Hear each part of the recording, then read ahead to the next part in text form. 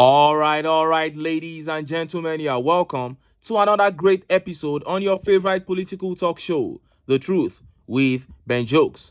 Now, it was all fun and games during the campaigns last year, but the reality is upon Nigerians now. 2 months ago, some elders from the Southwest, in response to the cries of the people of the region, went to ASO Rock to see Tinubu and they complained about the situation of the country. He told them to be patient, that the situation was like a woman in labor, that very soon the child will be born and everyone will begin to rejoice. Now, that was 2 months ago. The situation in Nigeria today is far worse than what it was 2 months ago. And as such, some Yoruba elders once again went to Tinubu in Aso Rock. And to everyone's surprise, Tinubu said Nigeria is now in great shape. Yes, that was what he told the elders. Your hunger and the tears of the people in the Southwest and other parts of Nigeria don't matter. The killings don't matter. Nigeria is no longer bleeding. Nigeria is now great. That was what Tinubu told them. Before I show you how he said it and how Nigerians reacted, let me quickly show you this video. You know, the APC tries everything to sell the narrative that Peter Obi is an Igbo or a church candidate. But I tell you, there are so many Nigerians who are tired of the state of the country. They are tired of the state the country has been in the last 9 years. And for all those Nigerians, irrespective of where they come from, north, south, east, and west, Peter Obi is the candidate. Hello, my name is Ifesalako, and I'm making this video in direct response to what Professor Wole Soyinka said about His Excellency Mr. Peter Obi, hoping that he shouldn't vie for presidency come 2027. And his reason being that the obedient lacks good conduct, that we which I am one of them, we the obedient, we don't conduct ourselves properly. And you know, to start with, sir, what you said doesn't make any sense to start with, because the obedient are not literally going to run government if when Peter Obi becomes president. But let's even assume that it is about the followers, because that's what you kept on hammering on. The followers of Peter Obi, they lack good conduct, they are rude, they are fascist, whatever you want to call us, right? But the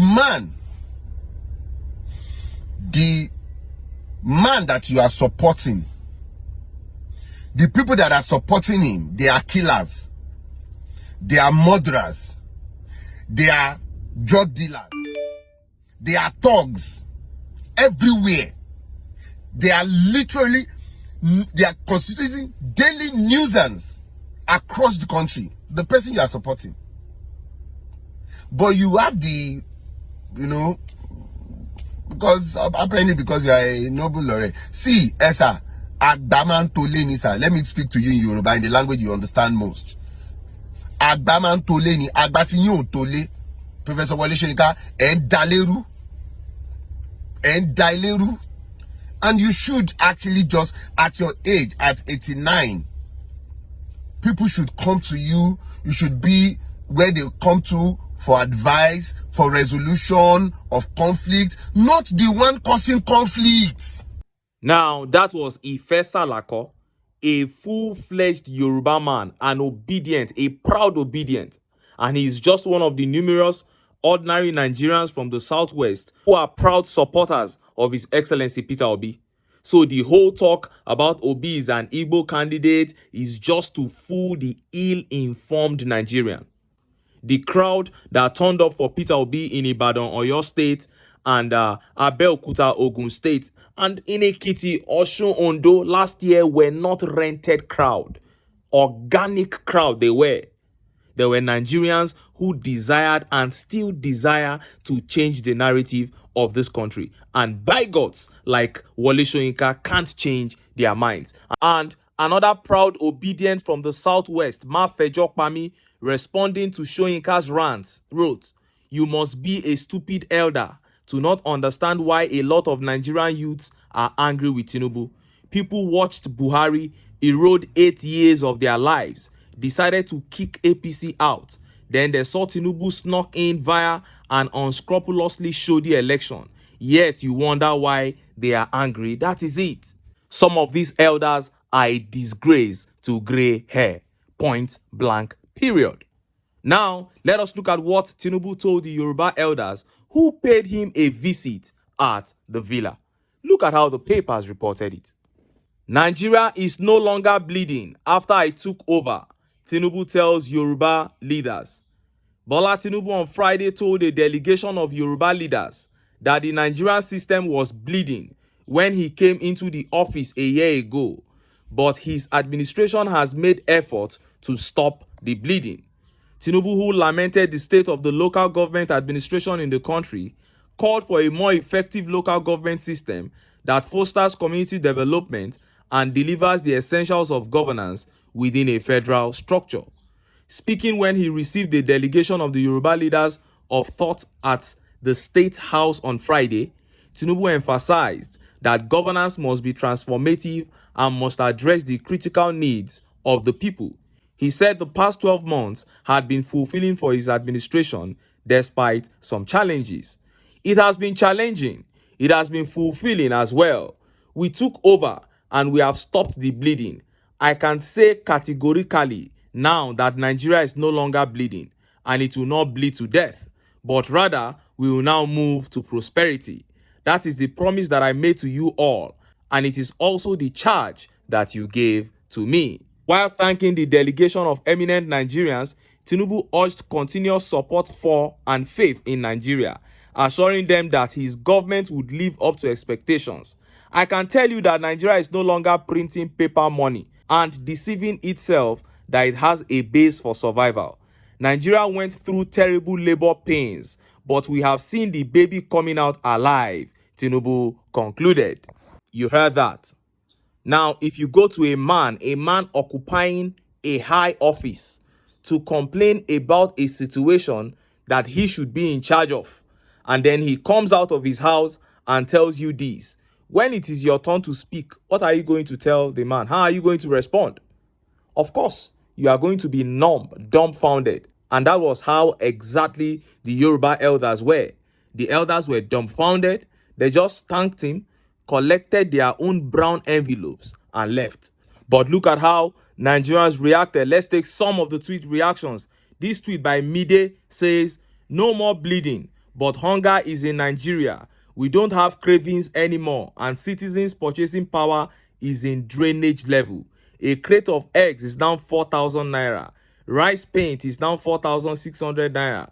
Gari is now 2,500 naira.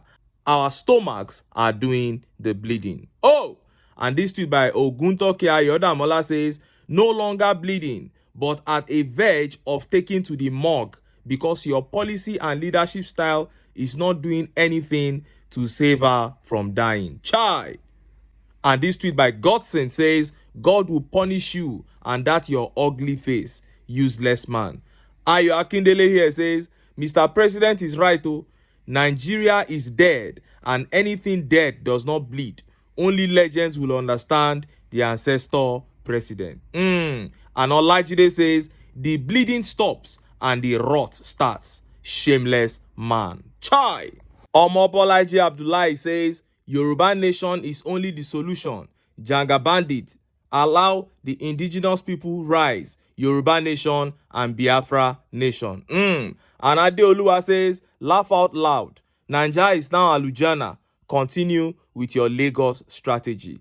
And Say Your Mind says, "May Almighty Allah let your life be like the current situation of Nigeria. We all think Buhari is a disaster until we saw Bola Asiwaju Tinubu." This is sadly the situation of the country. Poverty, hunger, hopelessness dominating every corner of this country right now. Only the elites and the politicians are enjoying. And just as these Yoruba elders went to ASO Rock to see Tinubu, those that have access to ASO Rock go there from time to time and they collect their own share. But the common man gets nothing but pain and agony. But the poor and the common Nigerians can change their story. They make over 90% of the population of this country. And they know the man who has the people at heart. So what is left to do? Get behind this man and make sure that you enthrone him. And when you do so, one by one, the problems of this country go, they finish. But until then, make I still enter town. Make I go get some ogbonge political news wey una go like. Why? Because of una. Now I dey here, so don't go away. Don't go away.